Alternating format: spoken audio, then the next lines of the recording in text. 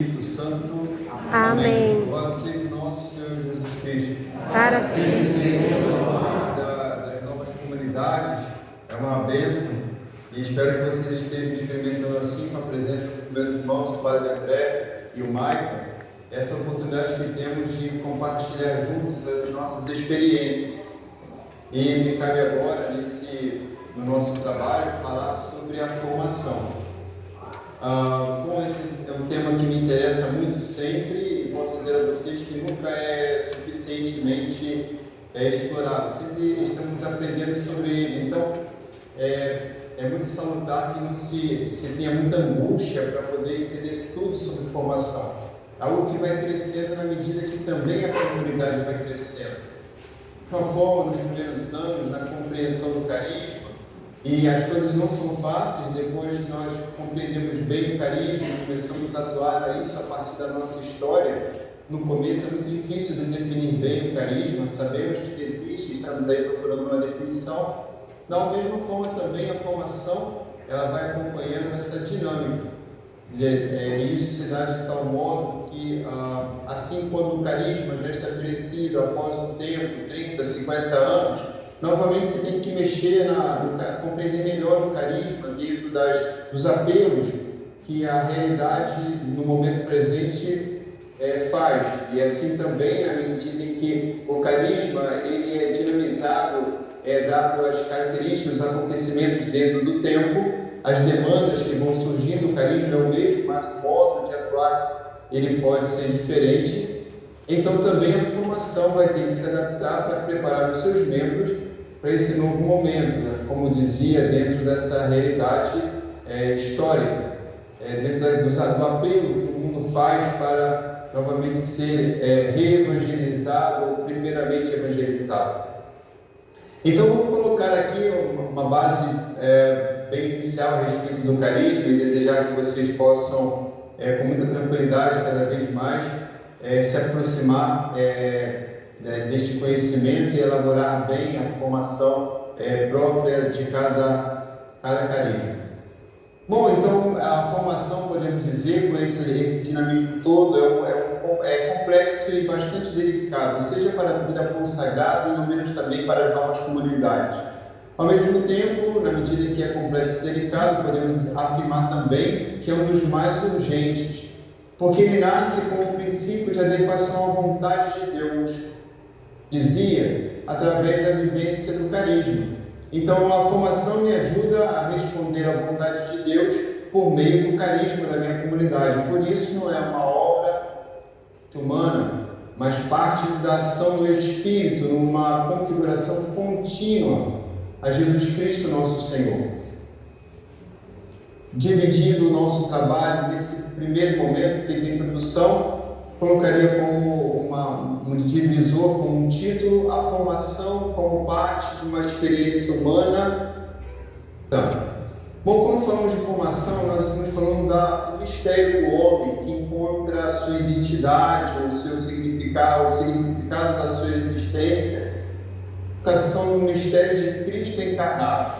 Aqui essa palavra não deve arrepiar, mas deve nos fazer amar profundamente o Senhor, porque cremos num Deus, homem, a segunda pessoa da Trindade, homem e Deus. É assim que o Senhor nos permite nos aproximar dele com muita atenção, nos aproximar dele com muita segurança. Não falamos de uma teoria, falamos de uma pessoa. É assim que o mistério de Cristo encarnado revela ao homem quem é verdadeiramente o homem, quem é o ser humano. Então, cada pessoa se encontra e se realiza na medida que se aproxima do Senhor. O sujeito da formação, da qual nós estamos falando, é o homem que foi perdoado por Cristo, membro do seu corpo, que encontra no Filho um modelo de perfeição. E assim pode se configurar tornando-se filho no Filho de Deus, tendo sua dignidade, abraçando o estilo de vida cristão. Então não há que inventar, não há muita coisa, não existe complicação, existe a pessoa do Senhor de quem nós devemos sempre nos aproximar. Então é assim que nos configurando a Jesus, nos reconhecendo em Jesus, tendo os mesmos sentimentos de Cristo também, vamos adquirindo neste segmento tão próximo de Jesus, também um estilo de vida cristão. A formação humana e religiosa, ela se enraiza no nosso batismo. Entretanto, o ponto próximo de partida é o ato pessoal da conversão. Somos batizados, mas nós assumimos o nosso compromisso com Deus. A conversão nos leva a um amadurecimento contínuo na vida diária, em virtude da adesão à pessoa de Cristo, que se torna o centro da nossa existência. No meio do edifício da própria vida pessoal e também social. Podemos assim falar, mas isso eu já sei, mas pratica?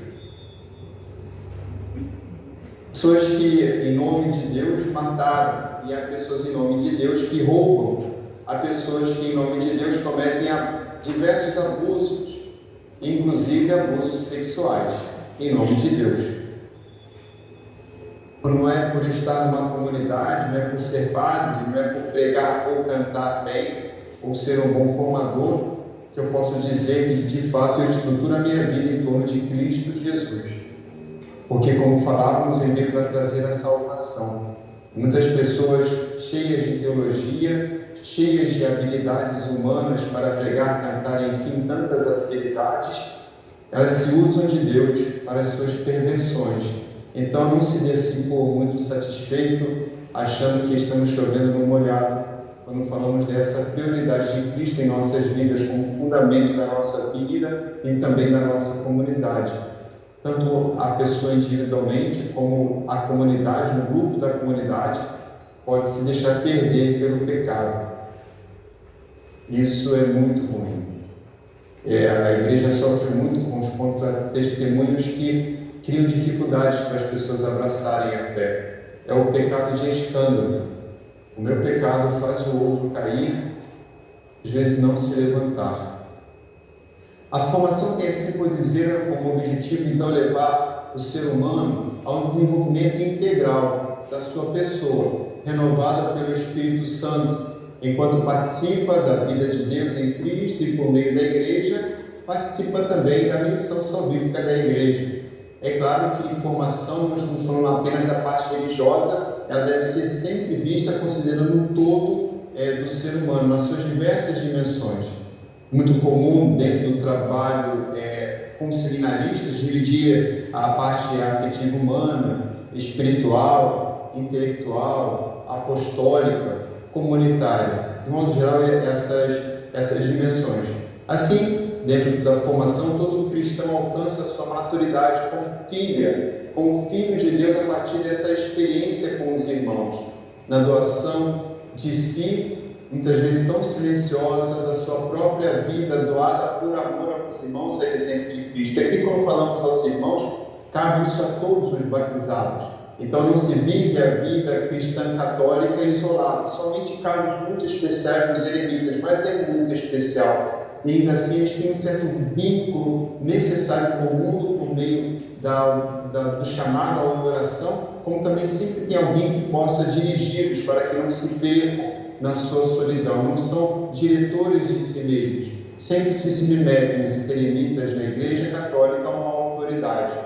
Eles têm convívio com pessoas ainda de modo muito restrito, mas sim possuem. Então, o verdadeiro cristão é aquele que vive isso dentro da média, quase toda a maioria, dentro de uma comunidade de fé, uma capela, uma paróquia, um grupo mais específico, mais intenso de trabalho, de evangelização, e também nós podemos dizer, de modo ainda mais intenso, devemos dizer, dentro da vida comunitária por meio de um carisma.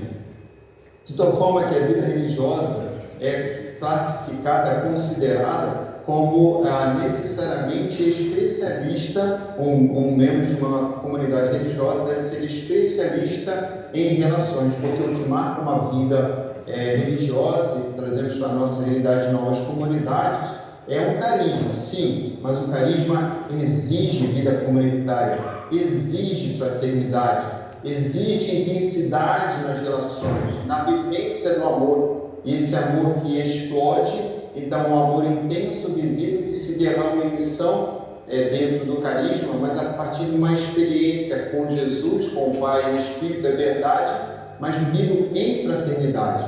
Uma pessoa que não é fraterna, que não sabe conviver com os seus irmãos dentro de uma missão, dentro de uma comunidade, certamente deve ter uma condição muito especial, mas dificilmente pode-se dizer que ela pertence a uma comunidade, porque comunidade significa mais de um, e entendemos aqui como vida fraterna. Segundo ponto, uma formação comunitária apostólica, já fomos conduzindo para isso. A formação como realidade humana e cristã encontra na comunidade o seu lugar privilegiado, sendo ela não só a realidade pessoal, como também comunitária. Na comunidade tem-se o lugar de iniciação às dificuldades e também às alegrias de vivermos juntos. Aí cada um aprende a viver em fraternidade com aquele que Deus colocou ao seu lado. Não fui eu que escolhi. Esposo, esposa, nós escolhemos, mas o irmão de comunidade nós não escolhemos. Ele está ali, muda a missão e vem novos irmãos, volta a viver com os meus irmãos dos anos iniciais, enfim, é a pessoa que o Senhor coloca ao meu lado, citando as suas características positivas, juntamente com as suas diferenças e limitações. Afinal de contas, não é assim que se dá a nossa evangelização? Sim, a nossa evangelização não se dá escolhendo, quero evangelizar ele ou aquele. Nossa, não, o meu carisma só pega esse tipo de gente, só pessoas altas, só pessoas baixas, só pessoas morenas, só pessoas mais brancas. Não, o nosso carisma evangeliza. E nós não escolhemos a quem evangelizar. É desta forma também que a vida comunitária nos prepara para a evangelização, para a vida de missão, para o apostolado. Então, de modo particular, aprendemos a partilhar os dons recebidos no convívio comum para a edificação de todos, de tal forma que a manifestação do Espírito, como encontramos em 1 Coríntios, no capítulo 12, versículo 7, a manifestação do Espírito é dada a cada um para proveito comum, para proveito de todos. Ao mesmo tempo, a vida comunitária deve mostrar, desde o seu começo, a dimensão missionária, que faz parte dela, faz parte de uma comunidade, essa dimensão missionária, discípulos missionários. É importante que no período da formação, da primeira formação, da formação inicial de base, se façam já experiências concretas, claro, evidentemente com os membros sendo acompanhados pelos formadores, para exercitar um diálogo com a realidade que circunda aquela missão, atitudes apostólicas, uma prática de evangelização e o amadurecimento nisso também. Os jovens são muito ousados de modo geral, entretanto podem pecar por uma certa, não propriamente ousadia, mas um desrespeito ou uma imaturidade, na medida que confundem o essencial com o secundário. Se alguém fala mal de Cristo, talvez a resposta seja defender Cristo. Mas a maturidade nos leva a entender que Cristo não precisa de imediata defesa por meio de ataque e violência. Então, é necessário, às vezes, na evangelização, mais do que falar, suportar. Falar poucas vezes e suportar muito para que a palavra possa cair no coração. Então, é necessário desenvolver desde o início essa capacidade de adaptação, também o espírito de iniciativa, tudo dentro dos compromissos, dos votos que se fazem dentro da comunidade, da regra de vida. Se por um lado é importante que a pessoa vá adquirindo pouco a pouco uma consciência formada pelo Evangelho e ao mesmo tempo crítica diante dos valores do mundo, saiba perceber o que é certo e não, e também os contravalores, aquilo que parece bom e não é bom, tanto do que é bom como não é, dentro da nossa cultura, da experiência, do ambiente que nós vivemos, aqui que vai se encontrando pouco a pouco o lugar de trabalho, os espaços de trabalho, se exercitando nessa grande dificuldade. E realmente ser cristão não é fácil, de levar essa grande arte da unidade de vida. Eu penso que a maior propaganda de Cristo, o melhor marketing de Cristo para qualquer comunidade e toda a igreja, de modo geral, para todo batizado, é a nossa condição de homens salvos, redimidos, curados para servir, curados para amar, homens por inteiro, mulheres por inteira, por inteiras, e assim essas mulheres e homens nós vamos levando essa grande mensagem, já com a nossa integridade, com a nossa vida, com o nosso equilíbrio. É assim então que vamos ter essa compenetração da caridade para com Deus e para com os irmãos, o amor para com Deus, o amor para com os irmãos, experimentando sobretudo por meio da oração. A oração, não podemos esquecer, é a alma de todo apostolado. E todo apostolado, portanto, ele também se enriquece e se expressa de modo maravilhoso por meio. O apostolado nos leva e enriquece muito a nossa oração. Eu vou rezar, não sei o que rezar. Meu Deus, como foi essa última evangelização? Eu vou rezar, não sei o que rezar. Meu Deus, você me deu bem com os seus irmãos durante este dia? Então, à noite, há muita coisa para rezar. Vive bem, não vive bem, corresponder ao que Deus me pediu. Veja, o apostolado, seja dentro de casa, fora de casa, nos leva à oração. Da mesma forma que a oração nos leva a pedir força e a graça de Deus para poder viver o nosso apostolado, a nossa missão. Terceiro momento, necessidade de um programa formativo, a partir do nosso carisma. Então, toda a comunidade tem que planejar, elaborar os conteúdos para a formação inicial.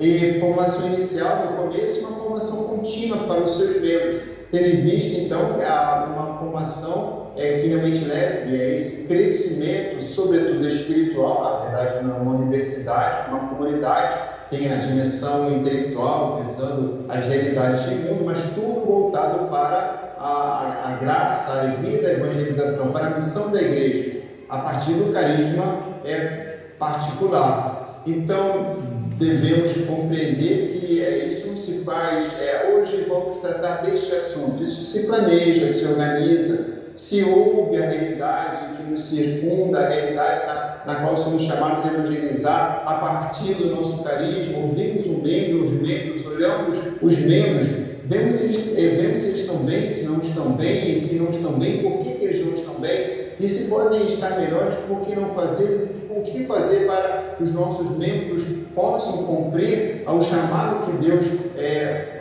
faz a eles. Então, esse grande movimento que conduz a todo o trabalho formativo. O projeto, então, essa organização da formação deve dar resposta ao modo de nós levarmos o carisma para o mundo, de tal forma que possa ser vivido com toda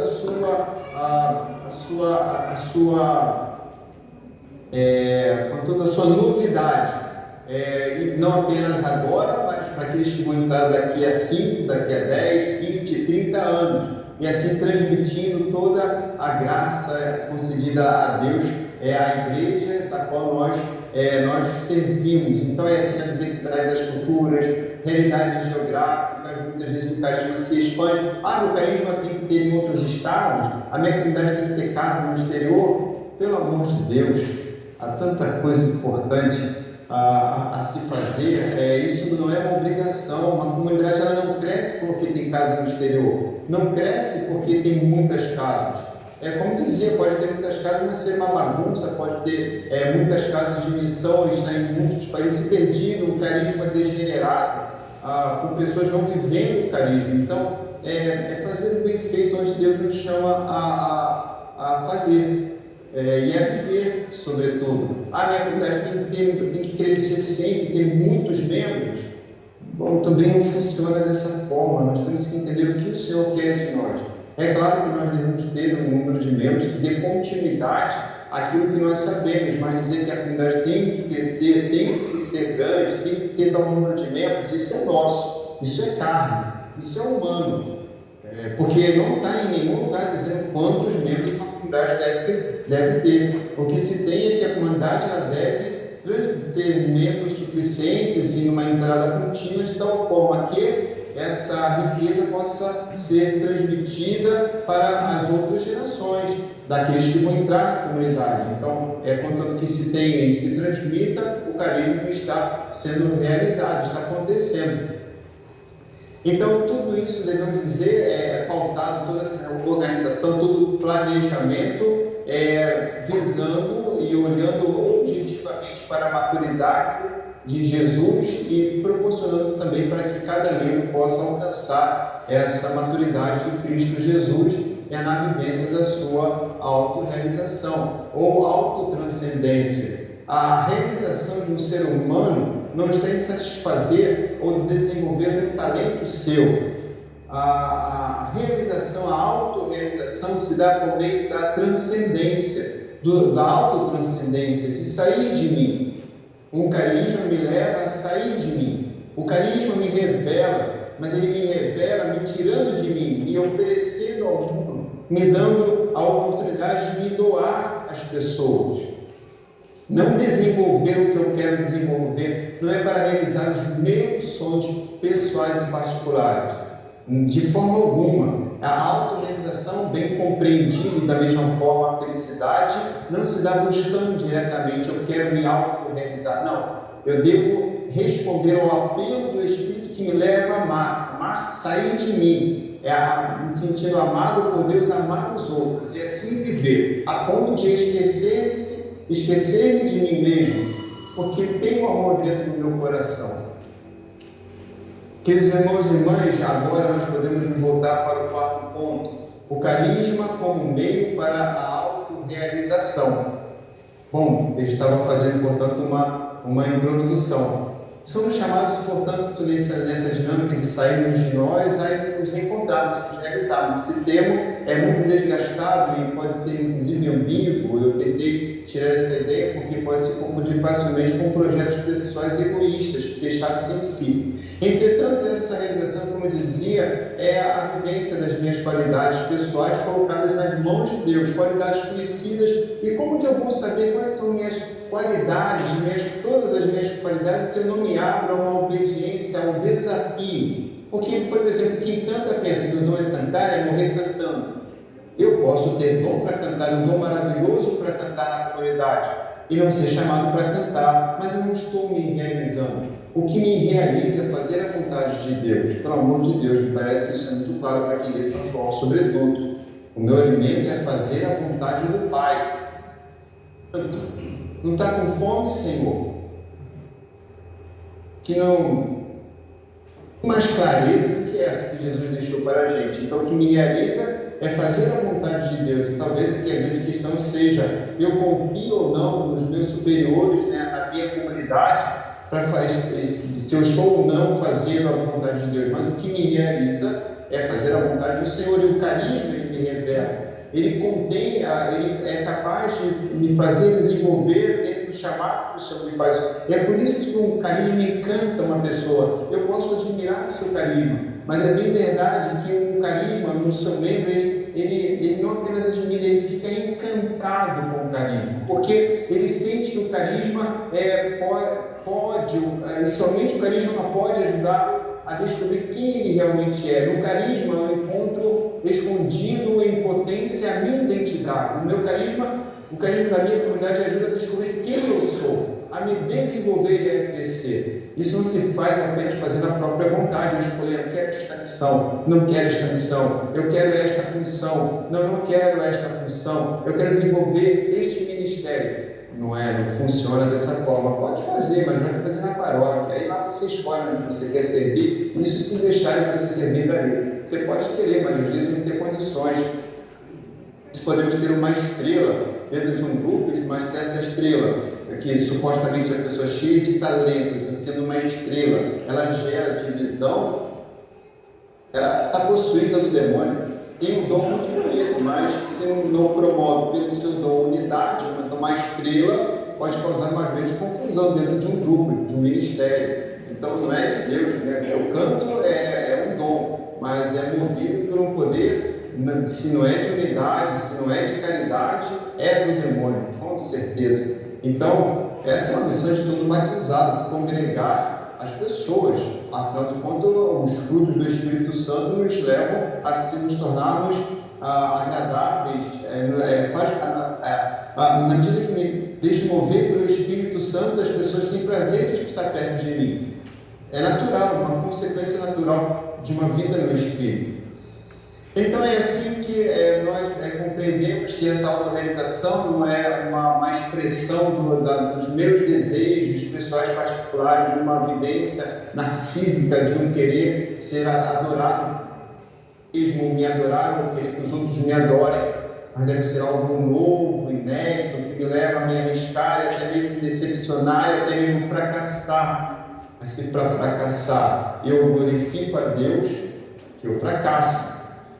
É como se diz, ou como viveram inclusive os apóstolos, a cruz foi um grande fracasso, mas que escondia a grande vitória.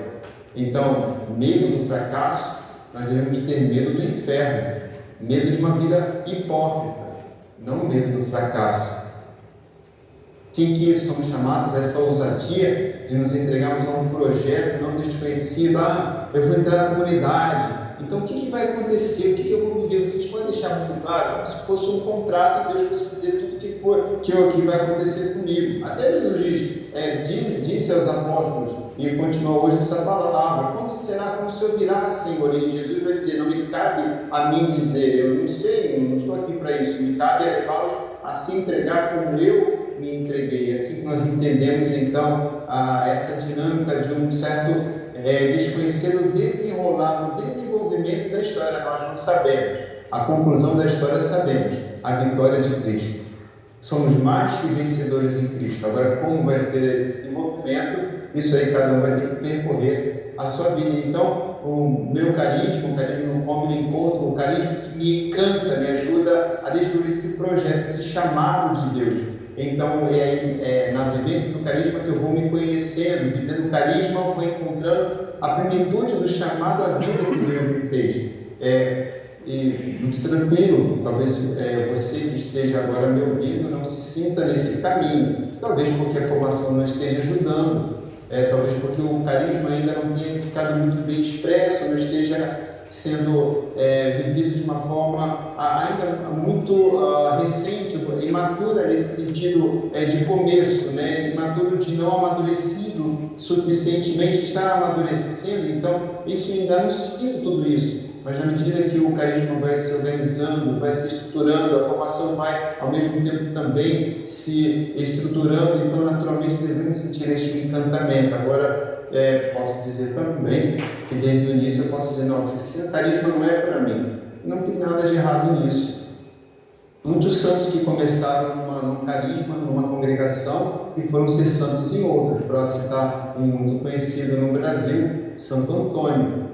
Então, Fernando era o seu nome, ele entra primeiro numa congregação, depois conhece alguns franciscanos e depois deixa sua congregação e se torna franciscano, e lá encontra a santidade. Então, não é porque o carisma deve ajudar as pessoas a se desenvolverem.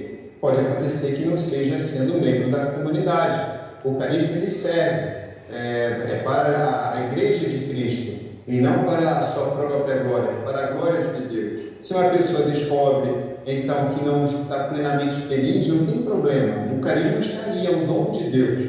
Talvez aquela pessoa possa ser amigo, um benfeitor, mas não necessariamente deve se submeter desta forma tão intensa aos compromissos que um carisma pede. Bom, nós vamos concluindo aqui. Eu vou pedir a atenção de vocês, porque eu vou citar alguns pontos para a nossa conclusão. A respeito, nesse quinto ponto, sobre a formação. E o formar para participar na experiência do carisma. Então, vamos ver aqui alguns pontos importantes nessa proposta. Formar para participação na experiência do carisma, na vivência do carisma. Do carisma que o Senhor deu à igreja. Então, a importância dessa organização vai permitir que, na construção do projeto formativo, nós devemos ter, claro, alguns pontos, e nós não podemos esquecer esses pontos. Primeiramente, devemos lembrar que, quando falamos de carisma, o carisma é dado por Deus, ao fundador da comunidade, e que os demais membros participam dessa inspiração inicial, que tem Deus como próprio autor. Então, o autor do carisma é Deus. Então, o fundador recebe. Quem é o autor? Não é o fundador.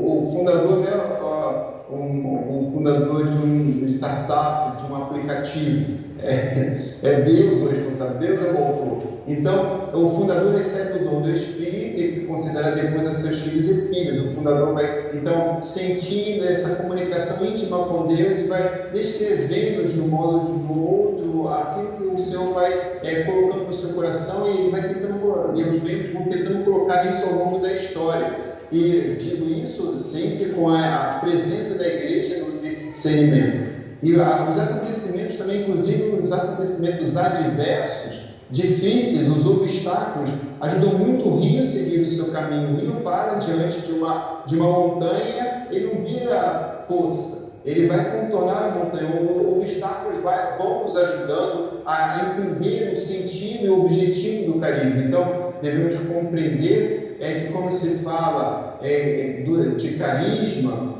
como algo comunicado pelo fundador, não está correto. É Deus que comunica o carisma e o fundador é o seu primeiro e mais especial intérprete. Portanto, o Espírito comunica esse carisma não apenas ao fundador, mas a cada membro da comunidade. O fundador vai transmitir, vai legar, somente no sentido que, ao morrer, a sua vida fica como um grande exemplo, que vai assim se confrontando com a descrição que fez ou que veio fazendo do carisma. Então, o fundador é a principal expressão do carisma.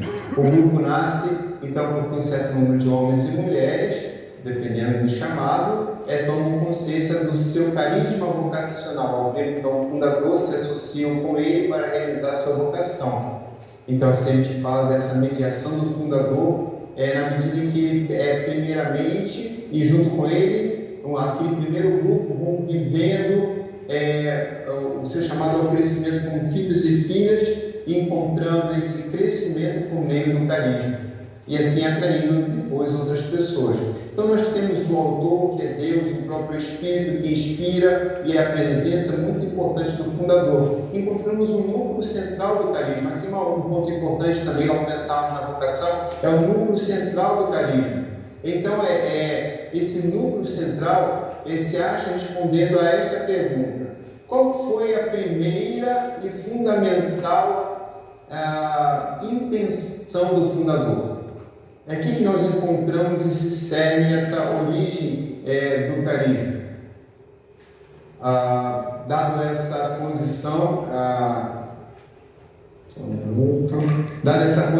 vamos cada vez mais clarificando para nós o que é o carisma. Isso faz com que o carisma possa ser vivido em diversas gerações, em vários momentos e tempos. Veja quantos anos temos o carisma dos carmelitas descalços, dos agostinianos, também temos toda a realidade, não apenas também dos franciscanos e todas as adaptações que foram feitas. Então, voltando à pergunta, qual foi a intenção primeira e fundamental do fundador? Então, essa resposta que vai nos orientando no serviço divino. Há também a resposta, a caso do qual essa resposta acentua precisamente a vida. É o caso de São Bento, que intenta criar um projeto para o desenvolvimento de uma experiência unicamente para Deus, foi o que ele sentiu no seu coração. Assim, São Basílio, Macrina, Francisco de Clara e vários homens e mulheres que foram descobrindo diversos o chamado do desenvolvimento do carisma, na medida que foram acolhendo e compreendendo a vontade de Deus nos seus corações. Devemos recordar que